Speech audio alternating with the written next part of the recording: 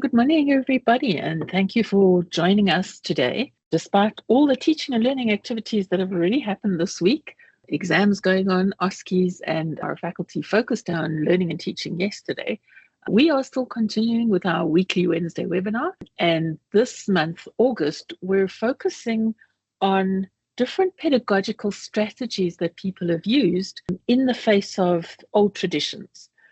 And there is no better group to start discussing that than the group who have agreed to present the webinar today from the Unit for Undergraduate Medical Education, the UUME team. So welcome Humaira, welcome Njabulo. It's really nice to see you, Njabulo. On our advert, we did advertise that Mohammed Patel would also join them, but he's not feeling well today, so they've bravely agreed to continue with the presentation, and I'm sure they'll be able to field all the questions that we have.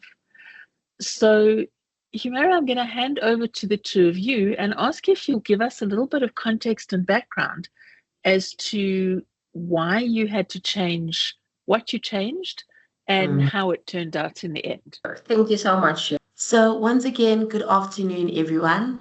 Thank you so much for joining us, taking the time out to come and sit with us today. And I'm Njabulo. And I'm Humaira. Yes, and we're from the Unit of Undergraduate Medical Education, also known as UUME, and we're basically the modified case-based learning team. So we'll refer to that as MCBL going forward because, wow, lots of words. But basically, MCBL is a module that occurs in the third and fourth year medical program here at FITS.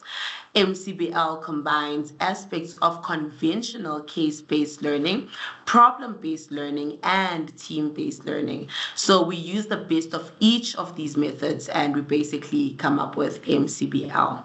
The main objective of MCBL is to develop the process of clinical reasoning, and this we do by using clinical case scenarios, which have always been paper-based, but I'll expand on that a bit later on. Humaira? Do you mind just taking us through the history as she has suggested? Sure, thank you so much, Njabulo.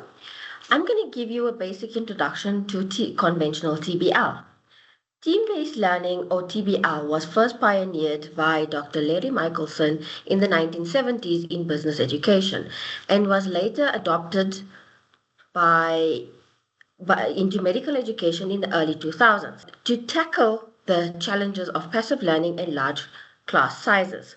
As defined by Palmoli and colleagues, TBL is an active small group learning strategy designed to move students beyond passive knowledge recall and into meaningful application through structured teamwork and real-time feedback. There are 6 conventional steps to TBL process, which include pre-readings, readiness assurance tests done at an individual and team-based basis, burning questions or appeal process, application activities, and closing discussions. It gained popularity globally, particularly in the US, due to its scalability, cost effectiveness, and its ability to foster critical thinking in large classrooms. Okay, Humaira. So we're always about evidence-based, right? Yes. So tell us a bit about the research. What does it say about how TBLs have been taken up? Most definitely, Njabulo. A 2024 scoping review done on investigating TB in clinical disciplines revealed and included 49 studies that out of 44 of them used modified versions of TBL, often omitting one or more core steps such as the individual readiness assurance test, team readiness assurance test, or application phase. Only 4 studies implemented the full TBL model as originally described by Michelson. The review also showed that outcomes such as student satisfaction of 69%, 78% of knowledge acquisition, and 12% of engagement were frequently measured, with the majority reporting positive effects. I think that's very good to hear. The fact that people around the world have been modifying it. And I mean, 45 out of 49 of the studies, that's quite a huge number. So just tell me a bit about their class numbers, because I mean, we just want to compare with what we have here at FITS. Sure, most definitely. Interestingly, the largest student cohort recorded in any of these studies were 484 students, demonstrating the feasibility of scaling TBL, but only with adaptations. So let me take you through how we adopted it in our medical school. At Wits Medical School, we introduced the full conventional TBL model in 2023 during the renal block over a 3-week period for our third-year medical students, also numbering in the hundreds. Our vision was clear. We wanted to cultivate high-functioning student teams capable of critical thinking, collaborative decision-making, and the ability to identify and fill their own knowledge gaps. Following Michelson's original format, students were given pre-readings a week in advance, followed by an IRAT or Individual Readiness Assurance Test consisting of 10 to 15 single best answer MCQs administered on our LMS, also known as WASI, which was auto-graded. This was immediately followed by the TRAT and group feedback, clarification of burning questions, or the appeal process. The application activities or exercises used MCQ cards as displayed in the picture. And a facilitated closing discussion formed our foundation. Our goal wasn't just procedural fidelity, it was to make learning feel clinically real and locally relevant. Inspired by the gaps identified in the literature, we wanted our students to not just participate in a TBL session, but to experience the clinical environment within the classroom. This led us to evolve beyond conventional into what we call contextual TBL, grounded in South African healthcare realities and scalable for large cohorts, setting the stage for meaningful transformation. Okay, I actually remember this session from the pictures. I was also there, right? But we had a couple of challenges. I mean, the resources center was just built, the one on the 5th floor, and I mean, it didn't have enough screens, so our large group of students weren't able to all visualize everything that was happening, and we didn't have speakers. Hence, like what you guys are seeing on the screen, we had to bring our own speakers, but it was a bit of a challenge. So I guess this sort of started to get the wheels rolling, and we decided, okay, let's sort of try and contextualize this to our setting. Okay, so in the screen, we tried it out first with the GIMP 1s, and then the following year, we tried it out with the then GIMP 2s, which is when we were contextualizing everything. And I will do a job of taking you guys through how we contextualized everything. But first, before we continue, we have an individual readiness assurance for you. So if you could please look into your chat function, there will be a poll displaying the question on the screen, and we would like your input. Okay, now we all know technology, so let's just give it a minute or two, please. But the poll should be coming out. There we go. Hey guys, we're still not seeing your poll. Have you put a timer on it? Yeah, there's no timer on it. So don't stress. Just technology. Apologies. Okay, you can still ask people to respond in the chat. Yes, just because you've got a question on the screen. You can still respond in the chat. And we're almost there. So, Shira, I would like your help, please. I'm unable to see the chats. Yes, sure. Everybody's getting it right. They're all saying the answer is C. Yes, that's correct. Okay. But I do want to check with you guys. Yes, Your IRATs are not at this level, right? Because there's clearly one right answer and three ridiculous answers. No, it's not. We just actually did this for, just to get a little bit more of insight from our audience. That's all. Okay. So it's there in Njabulo's got the polls to work now. Yes. So they are in the chat and there's one on the screen. Yes. Thank you. So I am seeing answers coming through. Thank you so much. All the answers. Okay. Everybody got it right? Yes. Obviously. Okay, so we have another question for you. How many conventional steps are there to TBL? Another poll is coming. Here we go. Is it coming up? Nope. I don't know what the time lag is. Sent on our side. Oh, okay. There we go. Okay. Any response? No one yet? Oh, that's interesting. It's interesting. Okay. They're testing you to see what you're going to do now. How you're going to feedback. So I would like to know why were there other options? I would like some of your thoughts. Why would you choose? The correct answer is actually B, but why would you choose C and D? What makes you think those are the conventional number of steps? Well, you did go through them quite fast. And I guess for someone who's never heard of TBL, that it all just smooshed into one thought. Yeah. And they Okay. didn't know there was going to be a test. Okay, so usually that's the fun part of it. There's always it's never an indication that there should be a test, but Yeah. hey, let's go to the last one. So we would like some feedback from you. Have you ever tried TBL with your students? Discussion. We would like to find out why didn't you try it, or was it something that you were aware of, but maybe didn't know how to carry it out? Just Someone tried it. someone tried it. Mm. Oh, we'd like to know who tried it and how did it go? Well, it's Melissa and I'm with your team, so we are rocking it. You are rocking it. Thank you, Melissa. Thank you so much. Yes, we are. Okay, so now I'm going to hand you over to Njabulo, which will take us through to contextual TBL. Exactly. Okay, can I interrupt before you do that, guys, and just ask you, your IRATs and your TRATs, who makes up those questions? So depending on the discipline or the theme for the focus of the week, we tend to give it to the head of department or Mohammed himself that actually liaises with the department to get the questions, the MCQs, formulated by them. And they are based on the content that was delivered during the week. And that's how the IRATs come about. And the IRAT is exactly the same as the TRAT. So in a nutshell, that's what actually happens. I'm not sure if that answers your question, Shira.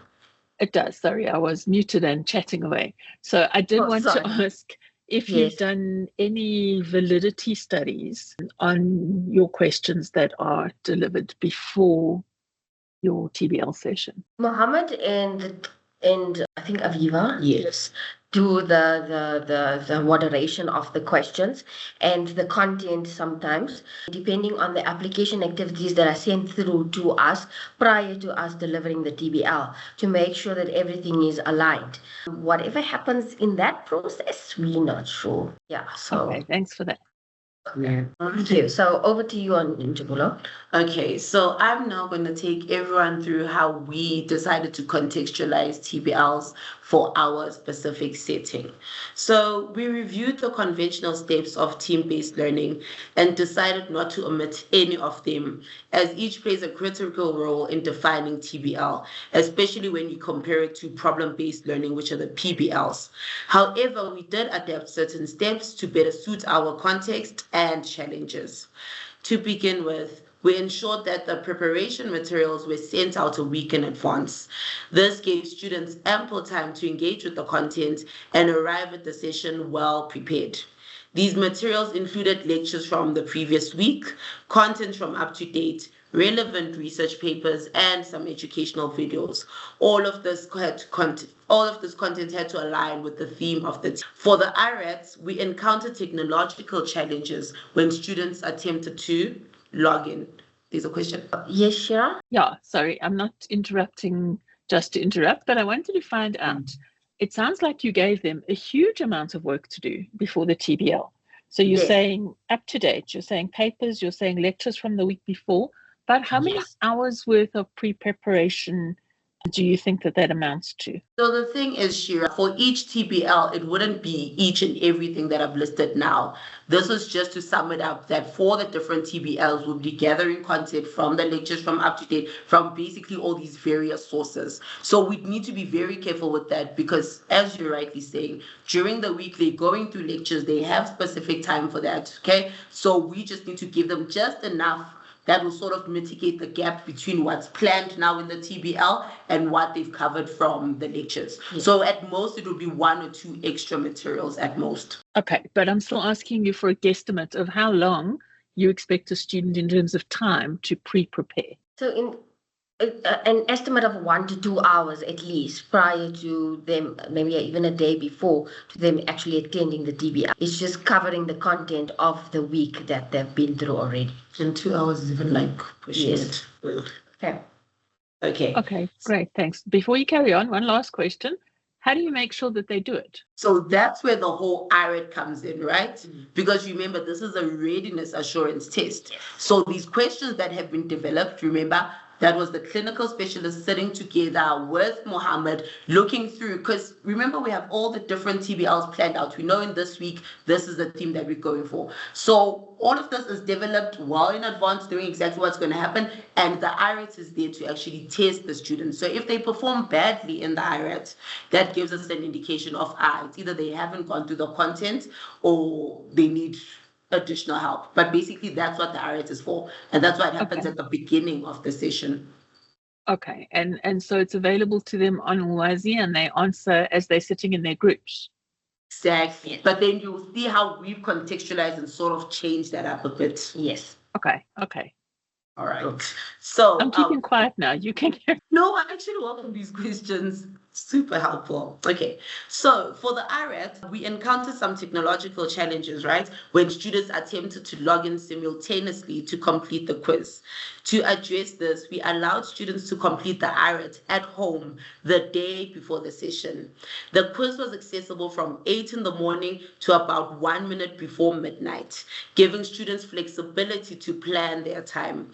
Once they began the quiz, a 10-minute timer ensured that they completed it within the allocated time.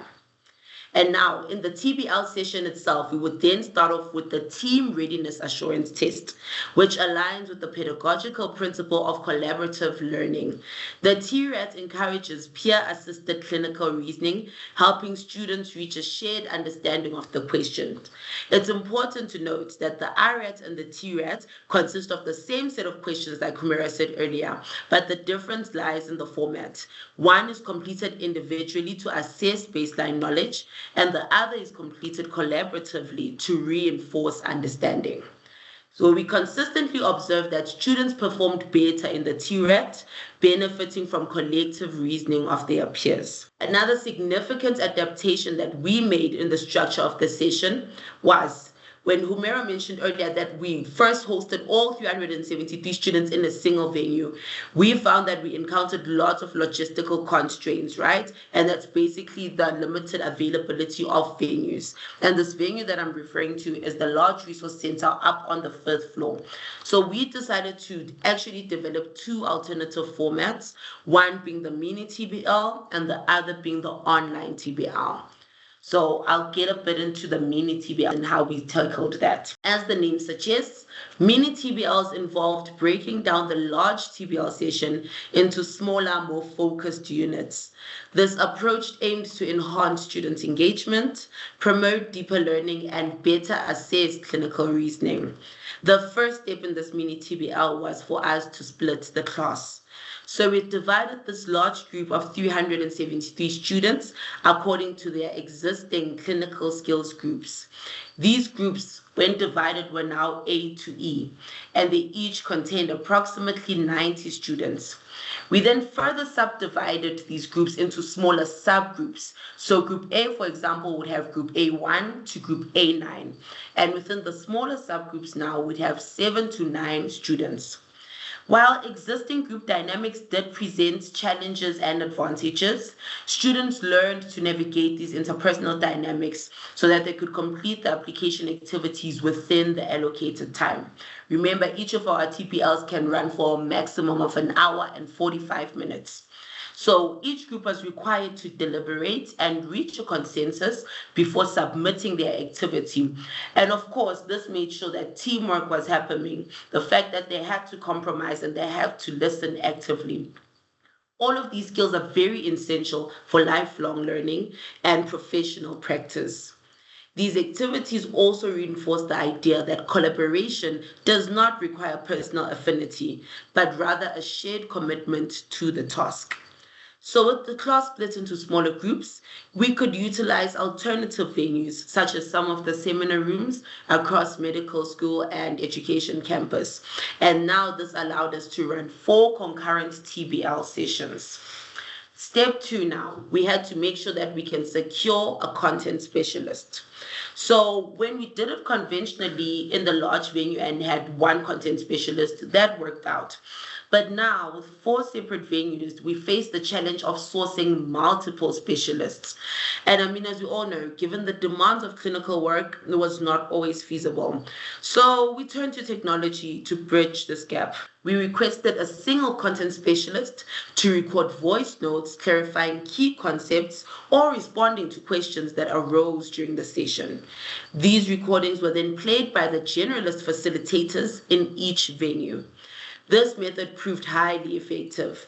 It required only a 2-hour commitment from one specialist, and it ensured that there was consistent guidance across all groups. Step 3 now of our mini TBLs, we now had to design and plan these application activities. So with our smaller groups, we had the flexibility to design more engaging and creative application activities. Drawing from the constructivist learning theory, we emphasized active participation and experiential learning. One example involved integrating clinical skills into the activities, which was like brand new stuff. We brought the abdominal examination mannequins into the session, and students were tasked with performing part of the GIT examination. Observing their peers in real time helped to reinforce their own skills and linked the examination to that very case that they were working on in that session. Students were also given access to smart screens, as you guys can see in the pictures. Some of the venues had these smart screens. Activities required that the group send a representative to the smart screen and populate the tables or illustrations that were on the screen. This allowed the entire class to view, to compare, and to discuss these inputs. This definitely promoted collaborative learning and critical thinking. Some of the other activities that we planned were a poster creation, where students visually illustrated a care plan. So they basically had to visually illustrate everything from when the patient enters the facility to when the patient is discharged or when they are referred. So this was very hands-on, and I mean, they're sitting together, they've got pieces of cardboard, we've provided them with markers, and I mean, it literally encouraged creativity and systems thinking for our students. And then to enhance realism now, we developed video vignettes that basically brought our patients to life. The clinicians and the lecturers from UUME, our fellow colleagues, all acted as simulated patients. They were family members and they were healthcare professionals, and they were using scripts that aligned with the learning objectives of each case. So with some makeup, with wigs and some moulage, the scenes were made as authentic as possible, and students could observe body language, facial expressions, and professional conduct, which are all elements that are often lost in cases that are on paper. This video vignette significantly enriched our learning and engagement, and even improved students' ability to take concise medical notes. So all these recordings were happening upstairs in the sim lab. We booked the sim lab, and it was very nice days when all of that was happening. So overall, the splitting of the class into smaller groups of 80 to 90 students led to increased engagement. I mean, it was less intimidating for the students, to participate in a smaller setting of 90 students versus having to raise your hand in a class of 373 students. So the learning environment became more dynamic and learning itself became more meaningful. So that's it for the mini TBLs. I'm now going to explain a bit about the online TBLs. Oh, and those are pictures of us when we were acting as patients. Yes, I was Rose in this case, that's me. So for the online TBLs now, we would come across instances where securing physical venues was not possible at all. We would try to arrange swaps, but nothing would give. But I mean, we wouldn't be limited by that, never us. So we selected to transition onto online TBLs. And then we had to decide on a teleconferencing platform.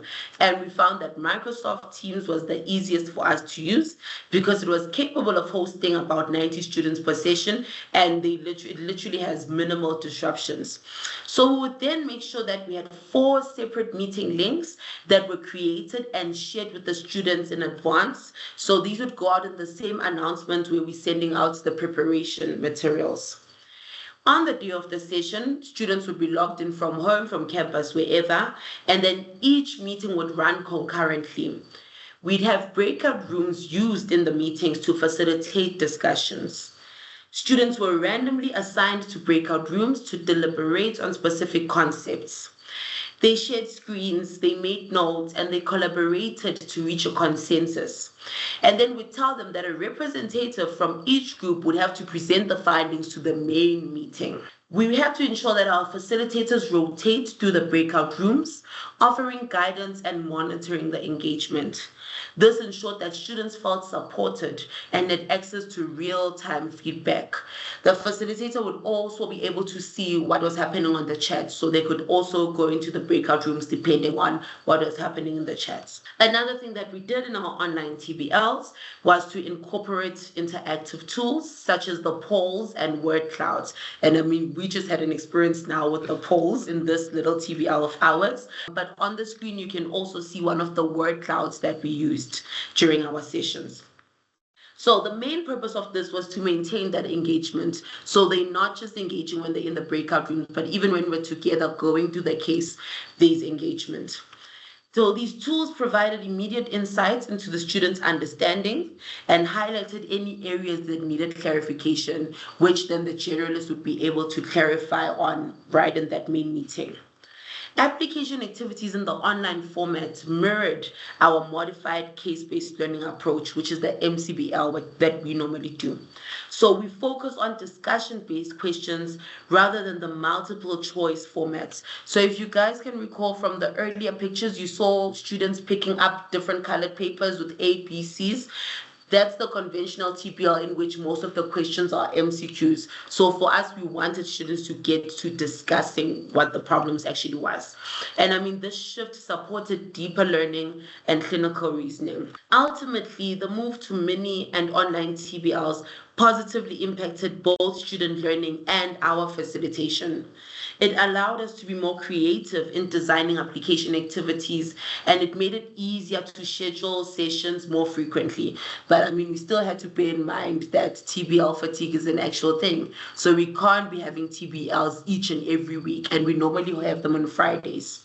So it was just like a scale of sort of seeing how many we can have and how many traditional MCBLs we could still bring.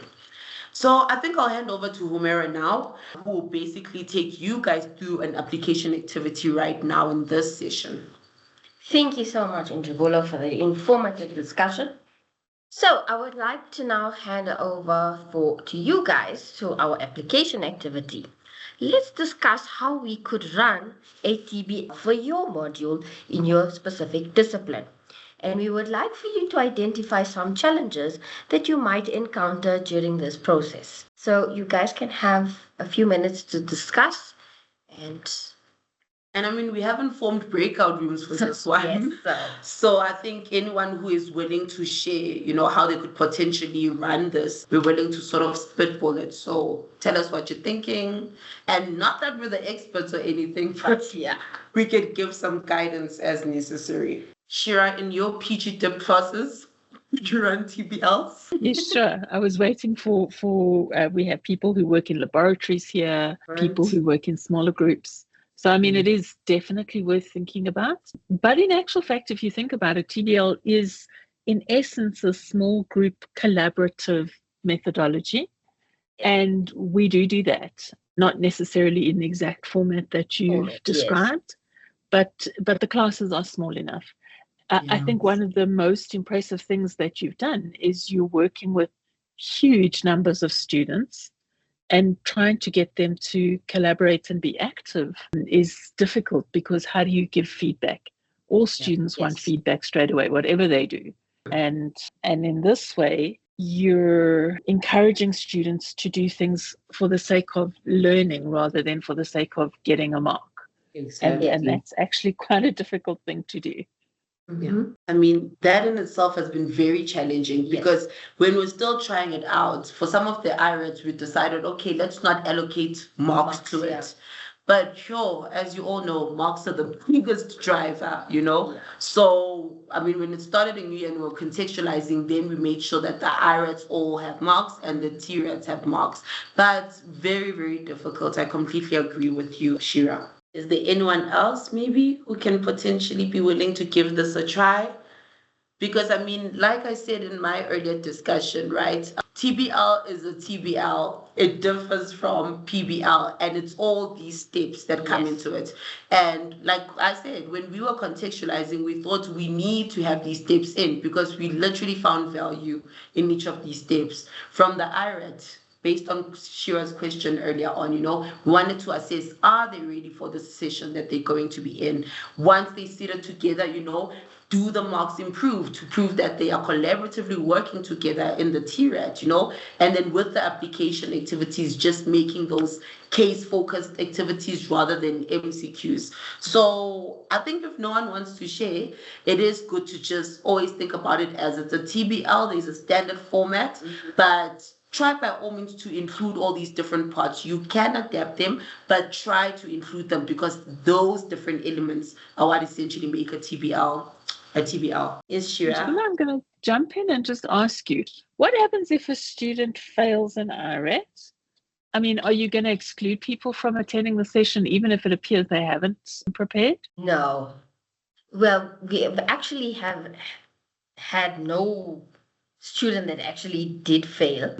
Some of them performed, if they performed poorly, for example, they got an average of a 50% in the IRAT, it's because they didn't understand the content that was actually delivered during the week, or it was they did not go through the content, as you said, but never fail. We haven't really seen anyone fail. Exactly. Yeah. So just to add, I would say that the marks are the driver, but they've also noticed that if I don't prepare, I struggle in the session. So that in itself sort of encourages the student next week to actually go through the learning materials, because literally in some of these activities, you might have done all the content from your lectures, but if you didn't go through one of the readings or in one of the videos, it's gonna come up. So I think because they're working together in a team, no one wants to look or seem stupid, they all want to be actively enriching each other's learning, so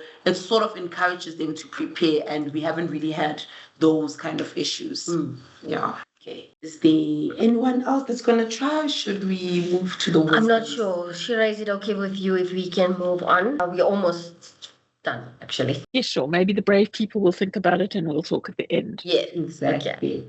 Okay, so we've spoken quite a lot, this afternoon, from Humaira basically laying out how TBLs were actually designed, the different parts to the TBLs, and how we decided to contextualize. Because remember, the research has said that people have been modifying and contextualizing, majority of the people. But for us, the specific wisdoms that we gained were that, one, we are only restricted by our own belief system on whether we are capable of executing a task or not. So it's literally up to us and the head office, our brains. Okay, the second one, the lack of resources should never ever be viewed as a limitation, but rather as an opportunity to get creative in how we can design learning engagements. And last but definitely not least, technology is our friend. We should always embrace the use of technology wherever it is applicable, because you never also want to be just randomly using technology for the sake of using it. It needs to make sense. It needs to be applicable. But these are all things you can think about as you structure your TBL. So I think with those wisdoms that we've gained, literally brings us to the end of our talk this afternoon. So thank you, everyone. Are there any questions? Sure. Thank you so much. Thanks, Shira. Thank you. I'm going to ask people generally if you've had any experience of any kind of collaborative learning in the classroom. If you've got smaller classes, what that looks like, maybe amongst honors students or even smaller undergraduate classes. And if you do elements of this during your classes in any case. Sue, go ahead. Thanks. It's interesting to hear the terminology, because I think, as you also referred to, I think we've been doing similar things, but not quite like this before. And one of this sort of learning takes place a lot in the undergraduate program, in the nursing department, where they do concept-based learning, because the whole thing is they have to learn theoretically about the concept first, and then they come into class, and that's where the application takes place. I think what is missing in what's happening in nursing is the readiness assurance test. And I'm a little bit worried about that because, as you say, if they're not ready, then is there any point in running a readiness assurance test? Thanks. Just a thought. Thanks, Sue. Guys? Thank you for that. Well, Can I add on to that and just ask, do you do anything with those marks? Like, are there any consequences, or are you just adding them to the marks of the year? Either the individual one or the team one? Yes. So with the curriculum review, they have added TBL as a component to the assessments. And I think I'm not sure about the percentage, but GEMP 1s have got a significant percentage to it, whereas GEMP 2, as to when we originally started with them from 2023, then they have just as SP, it just adds as SP for them, but not as any addition to their mark allocation. So yeah, they do know that it's 4 marks, they do partake in it, and they actually make sure that they have submitted their share, and they need to provide reasoning as to why they did not, should they actually miss 1 or 2 of them, actually, and be held accountable. Yes, so you say held accountable. What are the consequences if they do miss? So that actually is dealt with in another office, but we're not sure, but there are consequences to them not meeting the SP requirements, and not them achieving that percentage of the TBL for the assessment mark. So yeah. But I think also just another angle to this, for the fact that we do have so many TBLs in this new curriculum, it's sort of, in my mind, not that to say this is happening in the office, but in my mind, if you end up missing 2 or 3 of them, or not doing too well in 2 or 3 of them, in the greater scheme of things, because we're having so many TBLs, I don't think it's such a significant impact on those marks. But of course, when we're discussing with the students, it's not like we're just putting this out there and running with it. But I think in the greater scheme of things, the student can't be severely disadvantaged for not doing well in these IRATs. Yeah. Okay. Yeah. No, thanks for that. But I'm quite interested to know, you said so many TBLs. How many TBLs do you have per year in the GMP1 and GMP2 classes? Okay, so I think let's divide it exactly how you've suggested, okay? But I'll start off with the GEM 2s because their curriculum hasn't changed, it's still easier. Yeah. So in their block of about 6 weeks, right? 6 to 8 weeks, the blocks range a bit. But we basically have 2 TBLs, and then we'd have 2 weeks of MCBL. So that's for the GEMP 2s. Yeah. And these TBLs aren't happening week after week. So first week, they wouldn't be having anything happening. Second week would give them a TBL because now we have content from the first week and content from the second week. Third week would be giving them cases. Fourth week, we then have a TBL. So it's just to make sure that at least in a TBL, we're not just focusing on one condition. Yes. It's more of an approach. Like, this is how we design most of our TBLs. It would be like an approach to abdominal pain. Yes. Then we know that we're looking at multiple conditions in that case. So for the GEMP 2s, it's quite easy. That's the split. But the GEMP 1s in this new curriculum, which is heavy on TBLs, we're literally having TBLs after every week. So we've now tried, it used to be TBLs every week, despite Friday, except the first week and when they're writing the assessment. But now, because of TBL fatigue, and we actually see this, like the students get tired of coming through every single week. So we've now sort of taken it down a bit to, they'll have a TBL in the second week, not in the third week. In the fourth week, they'll have one, and so and so. So it still comes to a lot of TBLs if you think about it. And it's a lot of content. But I think the one thing that I appreciate is they also look at the TBL session as an opportunity to revise everything that they've learned. So those that do come to the sessions, we had one that was just before the exams. The students were so upset about it. We want to be at home, we want to be studying. But a good portion of the group was like, but these TBLs actually help us with revising because it's all the content we've covered. So, it also assists the students in that. But it's a lot of TBLs, sure, I don't want to lie. In these new 13, 14-week blocks, we have like 8 to 9 minimum TBLs. It's a lot. Okay. They don't have a reaction enough for me to say. Yeah. Yeah, Wow, it's really a lot. that is a huge amount. And just for clarification, they're having lectures in between. So the TBL Yes. is not the only learning event that they have in the week. Not at all. So it's lectures Monday to Thursday, and then on Friday come in just for the TBLs most of the time. So this is the game points, yeah. And then, as you know, with the game twos, they having clinical methods, they having clinical skills. All of that is happening throughout the week. All these different tracks that they're doing. Yeah. And then on Fridays is the TBLs. Sometimes on a Thursday. Exactly. Depending on our challenges. Exactly, with the timetable. But another thing that I should flag is, as much as we're the case-based learning team and we essentially designing all these TB, there's heavy influence from the clinicians, from the people, like Humaira said earlier, from the people actually delivering the lectures. Yeah. You know, so sometimes they'll give us a document, they have an idea of how they'd want their activities to sort of play out, and then because we have experience in facilitating them, we sort of help to, you know, adjust and guide whatever it is, those activities, how they've put them. So it takes a lot, it really does. Yeah. Well, to actually speak, we just came from a TBL now. This morning. Okay. Yes. Let me ask you then about your process. How do you, as facilitators, now record these TBLs? What kind of lesson plans do you have? Could somebody walk in and do a TBL even if you got run over by a bus? Or is it all in your heads and nobody else would be able to replicate it? Yes, we do.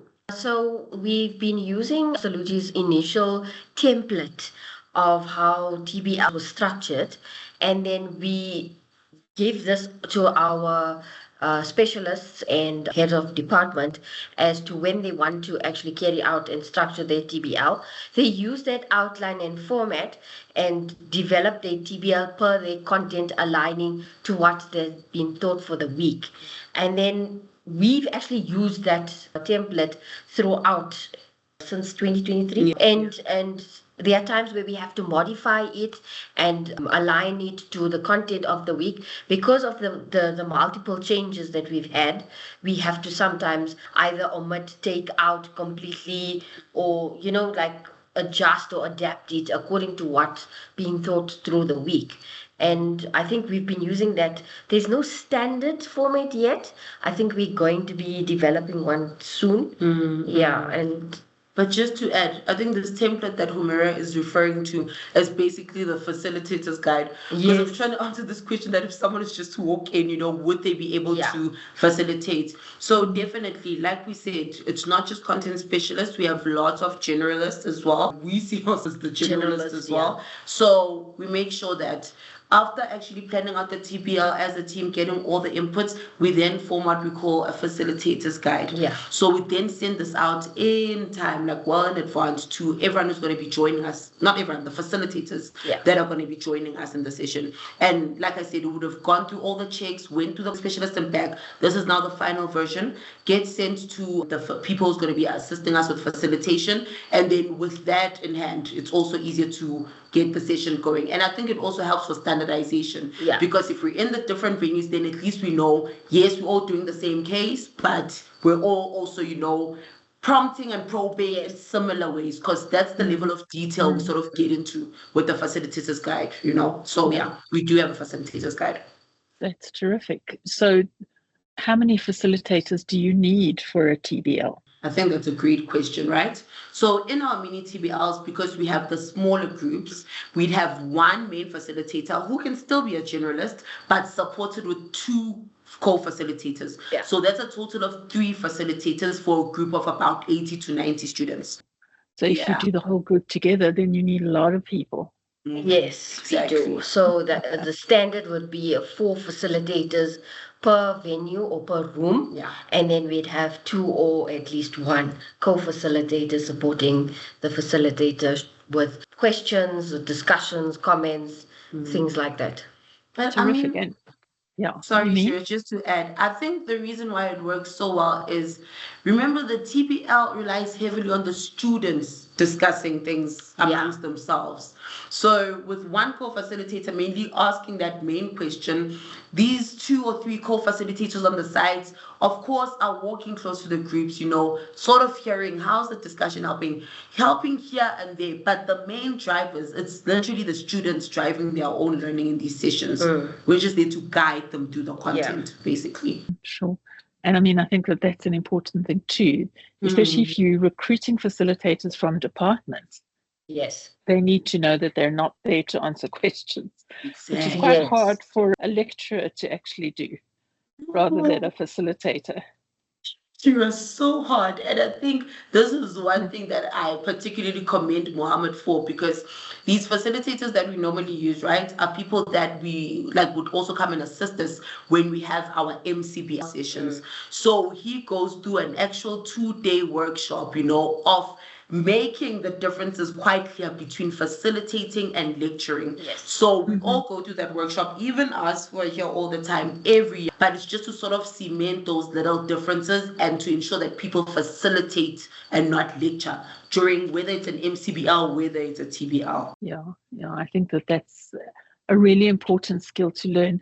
And especially, as you're saying, if you're wanting the students to be driving their own learning, you can't have people in the room who are giving answers also, because then they compare groups and they go, no, our group went really fast because we just got given all the answers.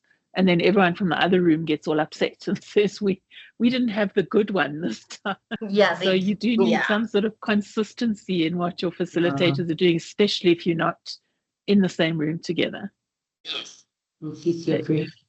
Yeah. Do you think the team has any plans to do any research on the way that you're doing this?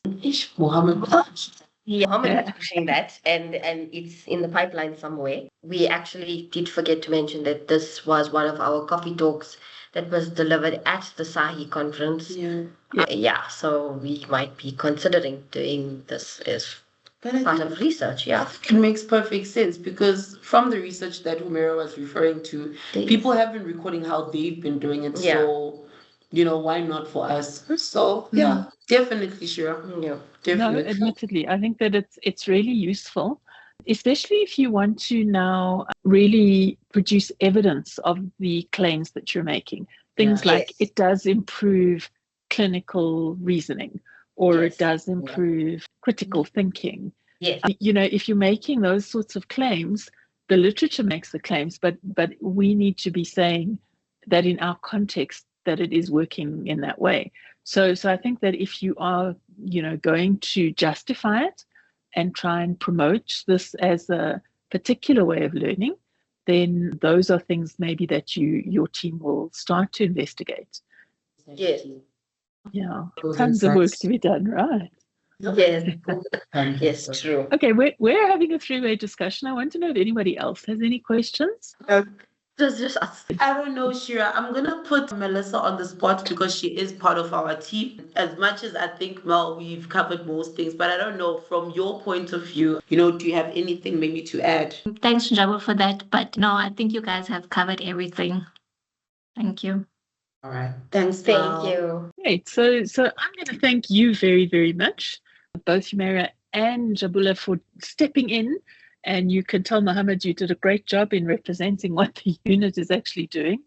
It's really interesting to look at the different modalities that people are using, especially in our context of very large groups, and also with hard learning, things that students have to take responsibility for, and that will be useful for them, which they're at a stage in their careers where they don't know that it's going to be useful to them. So it's quite hard to motivate students outside of the ways that we've been doing it before. So in attempting a new pedagogy, I think you guys have been incredibly brave and actually really successful. I like that the students enjoy what it is that they're doing, as hard as it is for you guys in the planning. And I really encourage you to keep those records of how things have worked, because you're always looking for how to change it up and do things better. So, you can't just be surviving each TBL. You need to keep a catalogue, I think, and looking at it over the year plan to see which ones were very successful and which ones were less so, and, how it is you could keep stepping it up. So I'm going Yes, to most thank definitely. you so much for Thank you. joining us this afternoon. And the recording will be available for anybody who missed it. Yes. And Thank you enjoy the so rest of your much. afternoon. Thanks everybody for logging in. Thank you. Enjoy the afternoon. Thank you. You too. Bye. Thanks. Bye-bye.